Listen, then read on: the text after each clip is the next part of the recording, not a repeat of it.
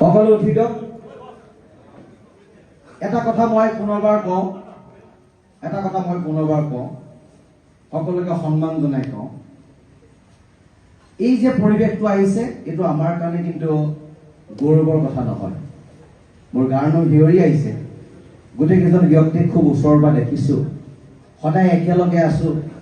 দাদা ভালনে বুলি মাত এষাৰ দিছোঁ, বিনোদা ক'ত আছে বুলি কওঁ, দিল্লীত থাকিলেও ফোন এটা কৰোঁ, ববিতাৰ ঘৰলৈ যাওঁ, সকলো আছে, সকলো চিনাকি। আমাৰ অপ্সৰাৰ বিজুদাৰ দেউতাক আছে, তেখেতো অসমীয়া মাধ্যমত পঢ়ি অসমীয়া শিক্ষকতা কৰা এজন ব্যক্তি। পৰিৱেশটো আমাৰ কাৰণে ভাল নহয়। পৰিৱেশটো এই পৰিৱেশ অসমৰ কোনো প্ৰান্তত কোনোদিনে যাতে নাহে তাৰ কাৰণে আমি সকলোৱে অংগীকাৰবদ্ধ হ'ব লাগিব। যি দুখী, সি অসমীয়াই হওক, মাৰোৱাৰীয়ে হওক, বিহাৰীয়ে হওক, বেংগলীয়ে হওক, যিয়ে নহওক কিয়, দুখীক দুখী বুলি কোৱাৰ সাহস আমাৰ থাকিব লাগিব। আমি আঘাত পাইছোঁ, আমি কষ্ট পাইছোঁ।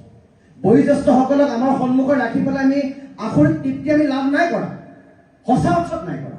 আমিও দুখ পাইছোঁ, যিহেতু হ'ব নালাগে, হোৱাটো অনুচিত, কিন্তু পৰিস্থিতিৰ তাগিদা, ৰাইজৰ উৎসাহ, ৰাইজে কৈছে নহয় এইটো কাম কৰিব লাগিব, এই কামটো কৰিলেহে হ'ব।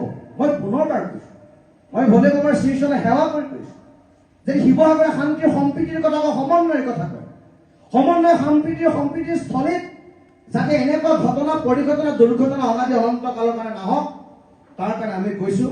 আৰু সকলোৱে অ' হৰি অ' ৰাম বুলি কৈ আপোনালোকে একো ক'ব নালাগে, এনেকৈ থাকক, সেৱা কেতিয়াও কৰিব নালাগে, কোনো নহয়, আমি চব একেই মানুহ। গতিকে মই কৈছোঁ যে অ' হৰি অ' ৰাম বুলি কওক, তাৰপৰা আপোনালোকে উঠিব। ইয়াৰ পিছত আমি ভাতৃত্ববোধেৰে, সমন্বয়েৰে, সম্প্ৰীতিৰে শিৱসাগৰখন গঢ়িম, অসমখন গঢ়িম, আমি সকলোৱে একেলগে থাকিম। আমাৰ মন্ত্ৰী মহোদয় আছে, তেখেতলোকৰ উপস্থিতিত এই কামবিলাক হৈছে। দাদা বহি লওক, আপুনি হেৰি কৰিব নালাগে। এইটো কৈছে, মই কৈছোঁ, পুনৰবাৰ কৈছোঁ, অ' হৰি হ'ব, আপোনালোক উঠক। দাদা একো নাই, আজিৰ পৰা শিৱসাগৰ ব্যৱসায়িক প্ৰতিষ্ঠানসমূহ খোলা থাকিব আৰু কোনো যাতে ইয়াৰ সুযোগ আৰু সুবিধা লৈ কোনো যাতে ব্যৱসায়িক গোষ্ঠীক পইচা পাতি ডিমাণ্ড নকৰে, সেই কথা 30টা সংগঠনৰ নেতৃত্বই কিন্তু বিচাৰ বিশ্লেষণ কৰিব লাগে। কোনোবা দুষ্কৃতিকাৰী, মই আৰক্ষী অধীক্ষক মহোদয় আছে, আয়ুক্ত মহোদয় আছে, মই তেখেতলোকক বিনম্ৰতাৰে অনুৰোধ জনাম, এই পৰিৱেশৰ যদি সুযোগ সুবিধা লৈ কোনোবা দুষ্কৃতিকাৰীয়ে দোকানত যদি দম দিবলৈ যায়, কালেকশ্যনৰ নামত যদি কোনোবা ব্যৱসায়ী আত্মহত্যা কৰে, কাৰোবাক যদি শাৰীৰিকভাৱে এচাল কৰে, যদি পৰিৱেশৰ সৃষ্টি হয়, আমি সকলোৱে কৈছোঁ তেখেতক আইনগতভাৱে শাস্তি দিয়ক আৰু তেখেতক এই কাৰ্য বিৰত থাকিবৰ কাৰণে অনুৰোধ জনাইছোঁ। আৰু আমি শিৱসাগৰৰ প্ৰতিজন নাগৰিকে এই ধৰণৰ পৰিৱেশ আমি কামনা নকৰোঁ আৰু আমি ভগৱানৰ শ্ৰীচৰণে সেৱা কৰিছোঁ যাতে এনেকুৱা পৰিৱেশ নহওক।